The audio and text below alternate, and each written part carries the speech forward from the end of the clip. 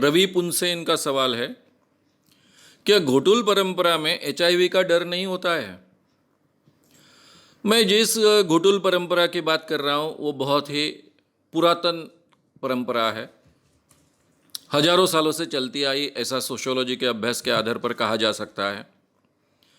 और ये जो माड़िया जमात थी वो पूरी तरह से बाकी नागर जमात जो है, शहरों में रहने वाली जो जमात है, या फिर जिसको हम कल्चराइज सोसाइटी कहते हैं, उससे काफ़ी अलग थे। नहीं, बहुत दूर की बात नहीं है, 40 साल पहले की बात, 45 साल पहले की बात, प्रकाश आमटे जी का जो हेमल कसा था, वहाँ मैं हर साल जाता था। वहाँ एक प्रोग्राम होता था, वहाँ बड़ी तादाद में माड़िया लोग इकट्ठा होते थे। तब वहाँ जाने के लिए नागपुर से केवल एक बस रहती थी, यानी भामरागढ़ जाने वाली एक बस रहती थी दिन भर में, और वहाँ से भी हेमल कसा जाने के लिए पैदल जाना पड़ता था। उन दिनों में उन लोगों का संपर्क नागर लोग जिनको हम कहते हैं, कल्चराइज लोग जिनको हम कहते हैं, उनसे बहुत कम था। बाबा आमटे जी के यहाँ बहुत बड़े पैमाने पर ये लोग आते थे। वहाँ की जो तरुण लड़कियाँ रहती थी, जिनकी अभी शादी होने की है, वो तो ऊपर से कुछ पहनते नहीं थी, खुली रहती थी। ये सिचुएशन थी। धीरे धीरे इन्हीं जंगलों में बड़े पैमाने पर जंगल कटाई के कारण ठेकेदार आने शुरू हुए, उनके साथ में ट्रक ड्राइवर्स आने शुरू हुए। यहाँ की लड़कियाँ बहुत स्वतंत्र रहती थी, वो चाहे उसके साथ में सेक्सुअल रिलेशन रख सकती थी। उनके लिए रोज का खाना है, उस ढंग से सेक्सुअल रिलेशन है, इससे ज़्यादा कोई अलग महत्व था नहीं उसको। शादी के बाद ही उसका महत्व बदल जाता था। तो ये ट्रक ड्राइवर्स के बड़े पैमाने पर इन लोगों के साथ में संबंध आते गए। यानी मेरा एक मित्र जंगल ठेकेदार होने के कारण ये जानकारी मुझे ज़्यादा अच्छी है। कई ट्रक ड्राइवर्स ऐसे थे कि जो अलग अलग, और एक का दूसरे से संपर्क नहीं। अगर 20-25 किलोमीटर से ज़्यादा अंतर है तो एक माड़िया जमात का घर जो है दूसरे घर को जानता नहीं था, कोई एक दूसरे के साथ में कम्युनिकेशन के साधन नहीं थे। तो कई ट्रक ड्राइवर्स अलग अलग जगहों पर अपनी बीबियाँ बनाकर उन लड़कियों को रखते थे।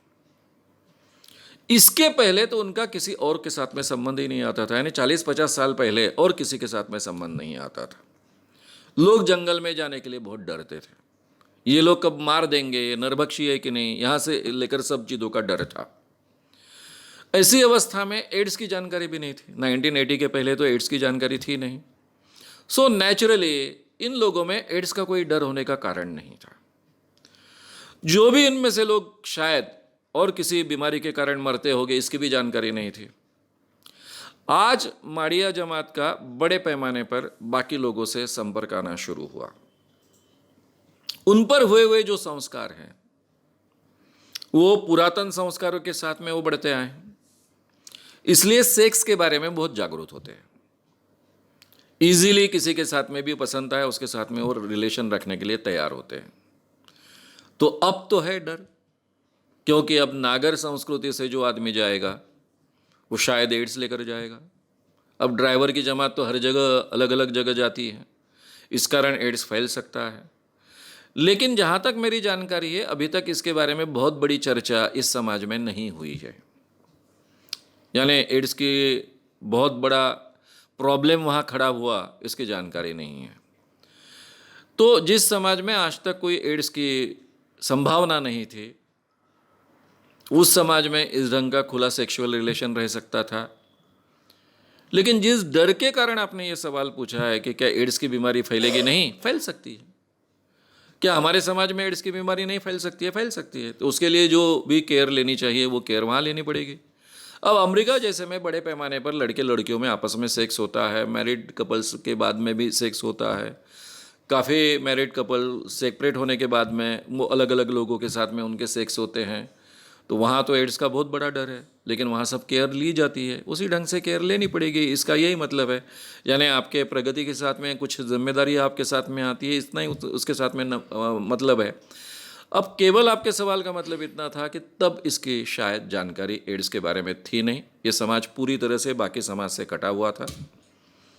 यानी हम जब जाते थे उनको उस अवस्था में देखते थे। तो कई बार वो पहली बार ऐसी कोई जगह आए हुए कि जहाँ पर नागर संस्कृति के लोग उनको देखने को मिलते हैं।